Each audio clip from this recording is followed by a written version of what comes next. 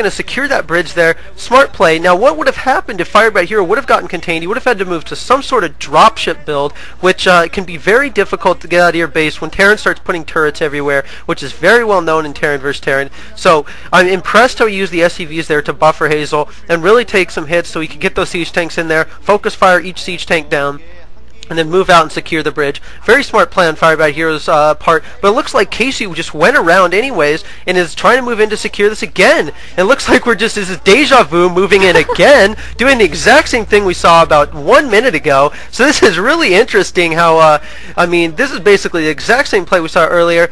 It looks like firebathero's moving in with another siege tank. This is going to be very close. They're just using very small unit numbers here. It looks like he is going to push him back again. So, Hazel, this is pretty impressive. I got to say that didn't expect this kind of early play, but it looks like Casey is trying to catch up since he does not have the expansion that firebathero does. Right, I'm not sure how good of an idea it was to use the same exact tactic against firebathero, and firebathero was able to fend that off with SCVs alone and a tank or two, so I'm not sure why Casey thought that that might be a good idea. I think he really did want to push a containment advantage, but he just wasn't able to maintain it. But I think it's because Casey knows he is at 2-factory. He went 2-factory first instead of command center, and really he needs to push his advantage, his military advantage, right now when he still has that window of opportunity.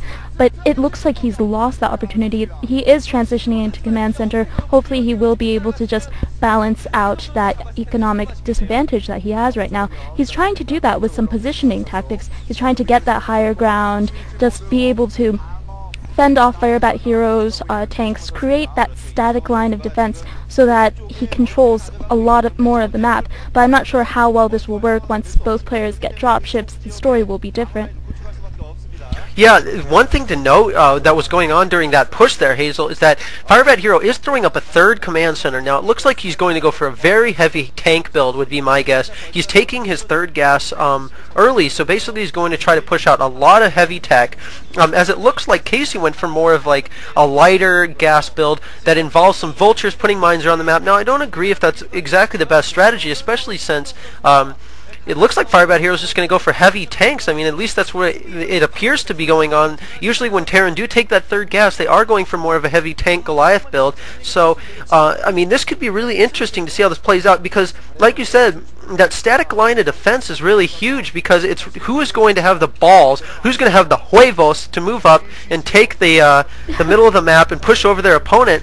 I don't know if they're really going to make any moves right now. I think it's just going to be set up that great wall of Terran tanks and then secure expos like we were talking about earlier and then just try to overpower your opponent. I think that's what's going on, Hazel. I mean, wouldn't you say this is going to turn into a kind of a longer, drawn-out game here? It does look like it's transitioning into that long, drawn-out Terran play, but it's actually quite exciting. Both players are constantly attacking each other, constantly trying to find loopholes. That girl has her mouth just completely wide open in awe. But anyway, it looks like Casey is trying to find a way to breach that tank line, and I think firebathero might be spread a bit too thin. You can see he has a complete arc of siege tanks, but he doesn't really have turrets to support those. He doesn't have supporting units. He does have the siege tanks sieged at really nice intervals, but I'm not sure if Casey will be able to just use this to his advantage and be able to just push through. He is sending a force through the top. There are mines there, though, spider mines. Hopefully Casey won't step on those haphazardly. I really hope that doesn't happen. But I think what he's aiming for is that Xel'Naga temple. I think he sees it. That's what the observers just showed us. He might be able to use this to his advantage. He'd have Goliath's dropships won't work, and he has around 3 tanks, so I think any ground push against this won't work as well. But firebathero does have those vultures coming out, and he already has tanks, so firebathero looks really prepared for this. He anticipated that tactic right away.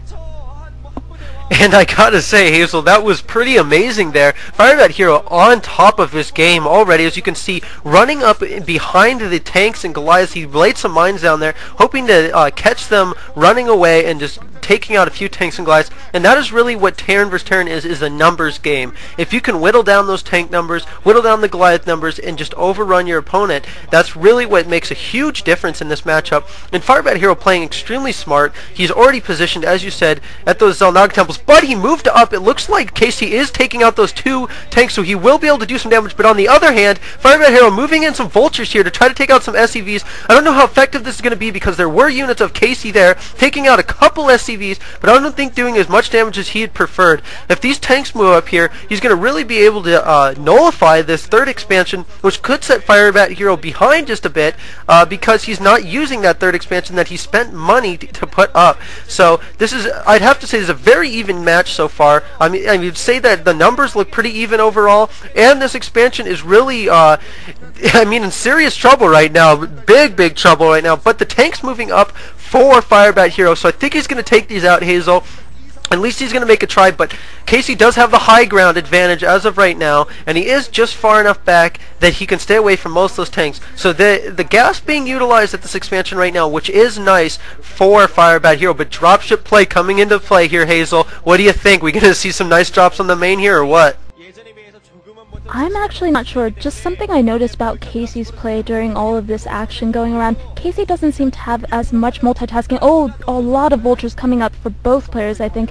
But anyway, Casey just doesn't have the multitasking. He had those 3 siege tanks behind the temple, but he didn't use them. He didn't use them for around 10-20 seconds, and even in his own base he wasn't really microing very well with his tanks from firebathero's vultures, and now firebathero is pushing in with a couple of tanks. I think if this might be dangerous, actually. Ouch. Wow, he mined up those ramps quite well, and this might be dangerous. Not really. Both players are just posturing for position in the high ground right now, but I don't think either player will be able to get a complete dominant position there. We do have Casey on the top of that hill, but he can't just approach into that tank line. We are seeing a dropship coming in. I'm not sure where it is right now. I think it's going straight for the main. Yes, it is going for the main. Will he use this little crevice here? No, he will not. He will go straight for the